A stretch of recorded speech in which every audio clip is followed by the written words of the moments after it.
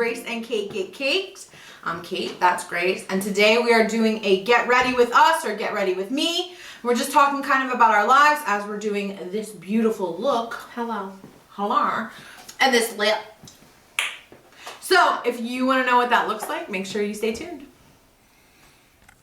So here we are, Cait and Grace, bare face, like you love. So like we mentioned before, in the beginning, we are doing kind of like a get ready with me. And we're gonna just talk a little bit about ourselves. We're not mentioning a whole lot about the products, but we'll link them all in the description. we'll link them in the description, and things like that, because I did, on Cait's suggestion, get the Juvia's Place foundation, which is $20. That's it. It's so good. It's total full coverage, and it literally lasts all day long. Yeah. I don't know I've ever bought any other kind of foundation. I love it so much. It's so great. So yeah, we're just gonna start. We're gonna talk about recovery. Yeah, we're gonna talk about our stories and, you know, what our lives used to be like and what they're like now. Yep. So, we are both in recovery, and for me, I literally, I had like a pretty good childhood and everything was like pretty good. Everybody's, you know, trauma is a little bit different, than everybody else's. So what might seem important to some might not to others, but that's why everybody has their own individual story. Exactly. So basically for the main part of my childhood, I don't have like a ton to complain about. Yeah, absolutely. I mean, the thing about addiction, there's a lot of misunderstanding and people think you have to have like come from a horrible home or go through really traumatic experiences, and that's just not realistic. I heard one time it said that, like, you know, it doesn't matter you know, if you went to Yale or you went to jail, right? It doesn't matter what your life experiences are. If you, you know, suffer from substance use disorder, your background really doesn't make a difference. I mean, there will be things like, if there's alcoholism or addiction in your family, you will be more prone to, right, you know, suffering from substance use disorder, but doesn't necessarily mean you will. And doesn't matter about your socioeconomic status, literally anything like that. You can grow up in a great neighborhood, a bad neighborhood, you know, everything, and it can affect you. Absolutely. For sure. But yeah, I think it's pretty cool because, you know, a big part of the reason that I stay sober today is because I work with other people who are struggling to stay sober. And so does Cait. Yeah, I mean, both of us have over 5 years in long-term recovery. And we both have the opportunity to help people on a daily basis in what we do for work, which is, you know, helping anyone recover from substance use disorder or find the resources that they need in their community. To spread the word about addiction. Exactly. Try to reduce the stigma. It's super stigmatized, and like a lot of people already know that, and maybe there are some people that jump on here. The light looks so yellow right now. I know it does. We're not this yellow. The light looks so yellow. And maybe you're one of those people, you know, that are part of that problem with the stigma. But, you know, keep watching. Maybe you'll hear something that you need to hear. Maybe you won't. But, you know, it doesn't stop us from sharing our experience, because it can help somebody else. And, you know, I know for me that the only reason I can keep what I have is because, like, I am able to, on a daily basis, you know, like Cait said, spread the word, help people that need help. Because if people would have given up on people like us, we wouldn't be here. Exactly. You know? And, you know, we wouldn't be here if we didn't have access to the resources in our communities. I mean, I know for me, I had to leave the state of Delaware to get treatment and get the help that I so desperately needed.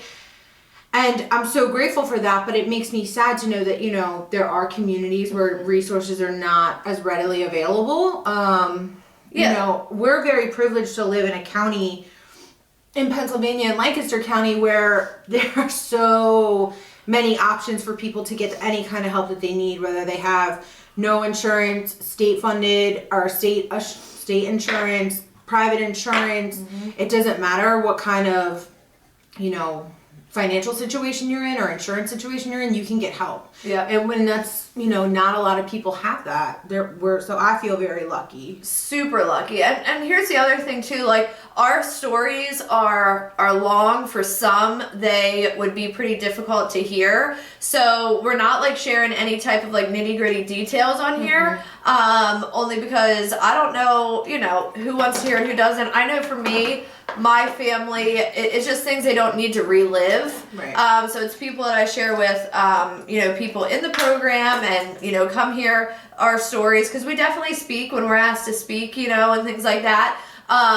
So if you're interested in knowing anything about our story, or if you're struggling yourself, send us a message, because Absolutely. we'd be happy to share our, it's not that we don't want to share it or we think we're like better. It has nothing to do with that. We just don't want to like trigger anybody, whether it's a family member or, you know, anything like that. So Absolutely. we want to definitely make sure that if somebody is interested, though, that we give you the opportunity to hear our story, because we would be happy to if you privately message us. Exactly. And, you know, the thing is you can reach us on our Facebook page, Grace and Cait Get Caked. You can DM us on our Instagram, Grace and Cait Get Caked. You know, you can always comment on our YouTube, or if that's a little too private for you, you can send us a personal email, graceandcaitgetcaked@gmail.com. And, you know, we answer every message, every DM, everything. So never be afraid to, like, reach out if you're, you know, if you just want to talk or if you have questions. Yeah, literally, if you just want to talk. Because sometimes I really felt like I had no one to talk to, because I had really hurt a lot of people, and I was like embarrassed for the stuff that I had done. So definitely, you don't need to feel embarrassed. We definitely understand what you're feeling, what you're going through. We don't forget where we came from, or, you know, what we went through. And really, I think that we feel blessed for our struggles. Absolutely. Because we can help other people now. Absolutely. And before we get like any further about our recovery, in case you didn't notice, Cait and I have cut our hair. So that happened. No, we didn't have like a Britney 2007 moment and want to shave our heads. Grace got, how many inches? 3. She got 3 inches cut off. I got like 4 to 4.5, which was not intentional. I told the woman 2. Yeah. And she gave me a bob pretty much. So I was shook when I saw her on FaceTime. I was like, oh. I was shook in that chair. And that hairstylist was shook. When she gave her a talking to. When I reacted. And I was like, so the difference between 2 and 4 is a lot. Yeah, a big difference. Yeah. Like I wanted to be like here. I mean, and now my hair is like pulled up behind this thing, so it does look a little bit shorter than it is. But I was like, I wanted it to be like here.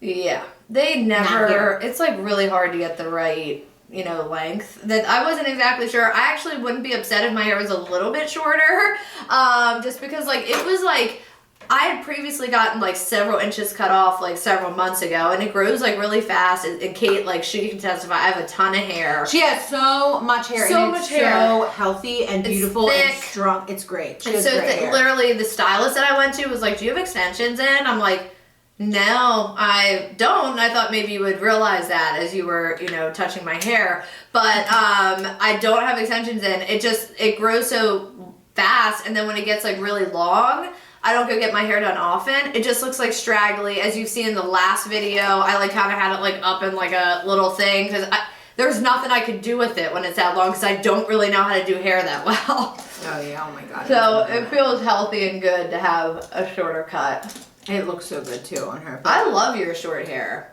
I love it, because I love when her hair is straight. When we FaceTimed, the first words you said to me were, "Are you okay?" I was like, "Do I friggin' look okay?" Yeah, well, the reason why was because the lady like curled your hair like really weird. Oh god. I was just like, oh my god, like the curl, like it looked like, so if she got 4 inches cut off, it looked like she actually got like 8, because it was so short, because this girl had like tight, like she gave me like Shirley Temple curls. That's what it was. Exactly. I was like, oh my god, I'm gonna crash my car. Yeah. Don't FaceTime and drive, by the way. Yeah, don't.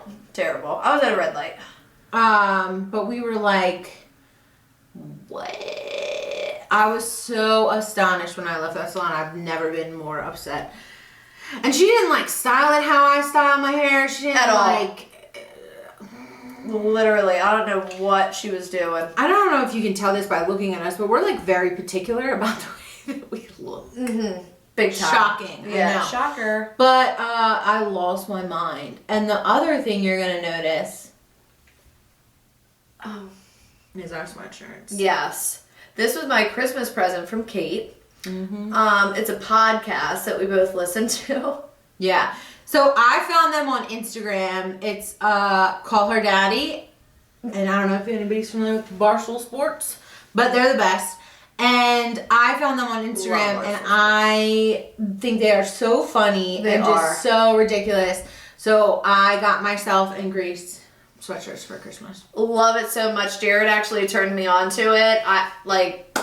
If you don't listen to them, you need to. They're so great. At the end of the video, I'll show you why, like when this isn't on my head, why this sweatshirt's even better. It's so funny. They are just so funny and so like, oh, okay, girl. Hello. So just like carefree, and it's refreshing because I feel like a lot of people are super like fake, or they try to put out some kind of like cool persona, and they are just super wild and don't care who knows about it. Yeah, or like literally people like all the time. This is how I feel. I feel like people have like a stick up their butt all the time. All day, like, girl. Yeah, all day, every day. And I'm just like, relax. Yeah. You know, like live your life, have a good time. You know, like we're like super literally, like before the video started, like I know you guys love that blooper, but I was just like, we would be put away for like how we talk. The things that we say. Unreal. Oh my gosh. Unreal. And it just comes out. Like, there's no helping it. I know. But yeah, so anyway, that's our like hair story. But I will tell you this, and a lot of people know because I'm like not an anonymous person with my sobriety. I'm out there. I hope that, you know, listen, I'm from this area where we're from, and I was in the newspaper all the time for bad things. So for me, it's like everybody knows that like things weren't going good. So like I should probably just, you know, at first I was like, I don't really care if people know now that I'm doing good. Exactly. But yeah, I was in and out of 14 different treatment centers, and I always give the disclaimer because Cait and I, like when you guys watched our video, because you did on our Facebook about us being bullied at the high school, I gave the same exact disclaimer.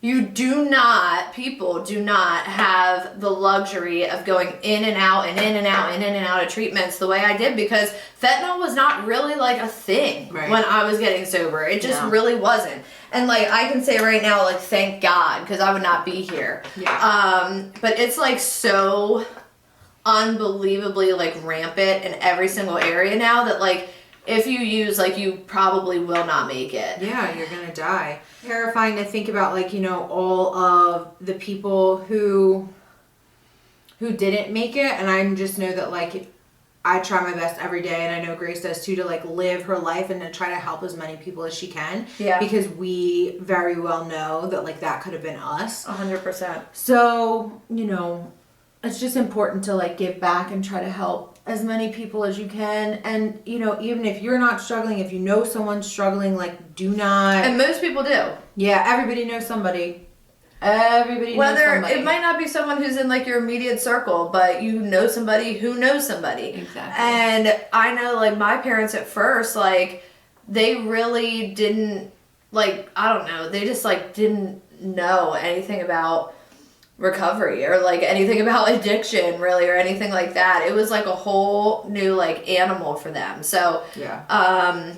It's pretty cool that there are, you know, so many resources and so many good people out there that are, you know, willing to help and, you know. Absolutely.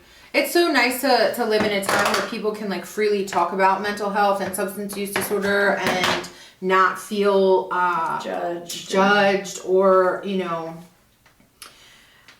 kicked out of their family or their friends group, because like I said, it's such an epidemic, and it's such a plague. It is the black plague of our, you know, generation. Exactly. So it's nice to know that there are so many resources available and that people aren't afraid to talk about them anymore. Yeah, and I'll tell you what, because there are so many things that we do that we deserve some of the, like, the stuff that we're doing.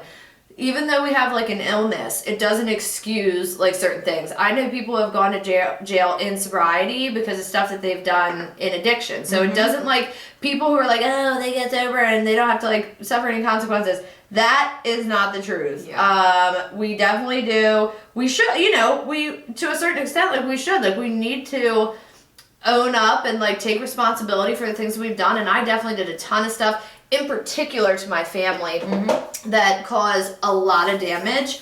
And I, for the first like year, didn't really understand that. I was like, oh, you know, why is this person talking to me, that person?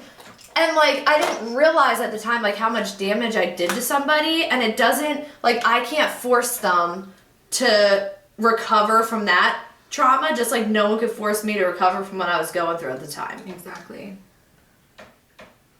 And the other cool thing about, speaking of like family members and damage, is that there's so many options for, even if you're not the person struggling, there are so many resources for the people who love the people who are struggling to get help themselves. Yeah. So they can, like, you know, have more mental clarity and, you know, their own mental health doesn't have to suffer just because they love someone who's suffering. Yeah, and to help them become like a productive member, not just for society, but for the family too. Like the whole family is like affected. And you know, I can tell you right now, only because like full disclosure here, I work at a treatment center. It's the same treatment center that I went to the last time that I went to treatment. And I've been there like several times, and you know, for me, and everybody has like different experiences with places that they've went and, you know, things that they've done. I gotta tell you right now, there was no better experience for me than retreat in Lancaster County. It's, you know, it literally saved my life. And it was, yeah, at the end of the day, you know, a treatment center could be just a treatment center, but for me it was the people that worked there that like totally made a difference in my life. Absolutely. I also went to the retreat at Lancaster County and used to be employed there as well, and I had, you know, absolutely a wonderful experience, and I'm very grateful that I was able to get the help that I needed. Yeah. And again, I don't say that it was so great just because I worked there, because in fairness, I could have applied at 14 other places. 13 other places, whatever. But I chose to work there just because like I really believed in like what they did, and because like they did it for me. So super blessed to be able to work in the treatment field. And I work at a company called Dream Life, which is located outside of Pittsburgh. And it is a wonderful facility. When I left retreat, I, you know, wanted to make sure that I was going to a facility that I believed in. And I, you know, I think that that's one of the reasons that we do what we do, because we believe in the companies that we work for. We believe in the message that they're spreading, that like anyone can get help, anyone can recover. And I think that we both feel very blessed and privileged to have made it out and want to help other people do the same. Yeah. No, absolutely. So, I mean, I think it's pretty cool to be able to come from the active addiction side, but also the part, you know, of working in treatment. Because, you know, the place I work, it's called now Retreat Behavioral Health, which changed the name a little bit, because we got our behavioral health license, and we can help people who are struggling with mental health as well, because like Cait said, it was something that was like kind of hush-hush. Yeah. For a while. It was like when you heard behavioral health or you thought of someone with mental health, you thought like, you know, a state hospital or like a padded room or something like that, which I was also in a couple times. But it's, you know, it's really, there's so many people that struggle with mental health, and talking about it, like there was a thing on Facebook that said, I'd rather sit and talk to you for hours than like stand there and read your eulogy because you didn't get the help that you need it. Because like mental health is like depression, it could be like PTSD for veterans. There's so many different things that falls into that umbrella. So yeah, it's not something to ever be ashamed of, because I definitely struggle with mental health too. And I think everybody has their own struggles, and the beautiful thing is like we've said over and over, is that there's so many options for people, man. It's like you don't ever have to suffer in silence, you don't ever have to suffer alone. You know, there's always so many things that you can do to make sure that you get the help that you need. And it's important to do that. And you know, some of the gifts of sobriety, oh my god, I can't even like express the amount of like people would literally come into treatment and like they would like bring speakers in and talk about their life and you know how great it's got, and I'd be like, okay, right. Like yeah, I've actually just ruined my entire life. It's actually never gonna get better. I am a piece of crap. That's like really what I felt, and I was like, I'm glad that everything's going good for you while you're sitting here drinking your Starbucks, but like bud, but like nothing's ever gonna get better for me. And so hey Crispin, yeah, can I have a paper towel? I literally just smudged my hand all of my foundation that was on my hand. God. That's Crispin again, editor, producer, director, videographer, Hater Nation. Yeah, he literally told us we looked like gremlins earlier. So, have a good day. But yeah, I just didn't believe that because I'm like, that'll never, like, how am I ever supposed to get back what I've lost and everything that I've done, all the hurt and stuff. And it's not even like, there's no comparison. My life even before active addiction doesn't even compare to like what my life is now. I mean, great relationships with my family, my children, just like I love my job. You know, like the friends that I've made in sobriety. I mean, come on. I think about like some of I'm like, yeah, okay. They wouldn't have cared what happened to me. There's like a handful. I'm talking like maybe 2 or 3 people that I talked to that I knew like in active addiction and like previous to active addiction. And that's it. Everybody else like could care less. Nobody gives a shit. Like, oh, she's still alive? Like, cool. Well, yeah, well, there you go. Okay, bud. Yeah, they love to be like, remember this time that you like embarrassed yourself and everybody else for, I'm like, yeah. How could I forget? I love how you keep reminding me. Yeah, thank you. It's so great. But yeah, like friends in like recovery, there's nothing better than the friends in recovery. And that's how Grace and I met. Mm-hmm. That's how we met, and we talked about it in one of our, I don't know where we talked about it, but our makeup. That's how our relationship started. We met each other through recovery and then really just bonded over our makeup. And it wasn't like we didn't really talk about the makeup. We just saw each other. Yeah, and you like, know when you see like a makeup fiend. Yeah, you do. You just know. And you like draw to them like a magnet. Mm-hmm. Like, and I'm like, oh my gosh, what foundation is that? Yeah, yeah. How do you do your eyebrows? I need to know. Like, I literally would just, like, look at her eyebrows to, like, point where I'm like, is this creepy? Because, like, I didn't have mine even microbladed on at the time. Oh, my God, you didn't. Nightmare. Wow. Yeah, I didn't even, and they were, like, super, like, thin. And, like, so no matter how beat my face was and how good it looked, my eyebrows were, like, constantly killing my vibe. You know eyebrows they were weren't never letting you live your best life. You know they weren't. And eyebrows, if I have a bad eyebrow, I'd rather have a bad hair day than a bad eyebrow day. No question. Because it ruins. I'll wear a hat. Yes, but you can't wear a hat on your freaking eyebrows. You can't. So it just ruins your whole day, your whole vibe. And what for me, my favorite part of every single day is when I'm getting ready. Me too. Is when I'm getting ready in the morning. I put on my music, or I'm just like having a moment, feeling myself. I'm getting ready. I'm like, yeah, girl, you better do that. Yeah. Okay, girl, work. Work. That's literally what I say. And I coach cheerleading as well. And they always laugh at me because they know that if something is going really well, I'll be like, work! That's like her literally hype up word to me. So I'll be like, work. And I'll I say it to myself all the time when I'm getting ready. I'm like, oh, girl. Hello. Work. I love who she's like, who is she? Who is she? Who is she right now? And I'll be like, come on, highlighter. Yeah, I love it. Come on, wing. Come on. My brother says that all the time, and I got that from him. Love that. I'm gonna. So I think that for us, it was just like, this was like, we're not like doing anything like tutorial wise. We literally were just like, oh, let's get ready with Grace and Cait. And like, let's just tell you a little bit about ourselves, because there's been a couple times that and maybe you didn't catch them unless you like know us like personally, but like we've made like comments about recovery. My foot is dead, asleep, and purple. Oh my God. It is. Oh my God. Put it down. What happened? It's purple. It's purple. Cait, come on, foot. Come on.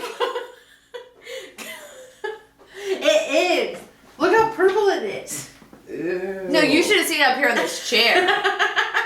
That is. I was like, I have to move right now. I'm gonna have to get my fucking foot amputated. Yeah, that was brutal. That was what I was trying to say is like it's not like a long video. We weren't gonna like tell you a whole lot about our stories. We just want to tell you that we're in recovery. Yeah. It works, and that you know, there's always people out there that you can talk to. And again, we weren't doing like a tutorial. We were just kind of like, let's do something and let's talk, and we love like doing things like this. But you're gonna want to see the video at the end of this week. Okay. Okay. We can't even tell you about it right now. We can't tell you about it right now because it's that good. But like, we are so excited that tonight, and you know, we have been getting together our giveaway basket. We're giving that away today. Tonight. Hello on our Facebook Live. You're gonna see this basket and be like, I'm involved. Need that. I'm involved next time. So anyway, thanks so much for letting us jump on. And just like sharing with you that we're in recovery and that we're proud and loud and that anybody can and will recover from any kind of issue that they have. And, you know, we just want to make sure that everybody knows that and knows that there are resources in every community virtually in the United States. Yeah. And if you need help locating them, please feel free to email us, message us, DM us, whatever, get in touch with us. There's always resources available to make sure that you get the help that you need. Holla at your girls. Thanks so much for watching us today. Get ready, talk about our lives, talk about recovery because we're loud and we're proud. Okay. Make sure that you like, comment, subscribe, and on all social media platforms. So we're on Facebook, Grace and Cait Get Caked. We're on Instagram, Grace and Cait Get Caked. And obviously we're here on YouTube. So make sure that you subscribe, share our videos. We do giveaways, so you don't want to miss out on those. And we'll see you next time. Bye. Bye.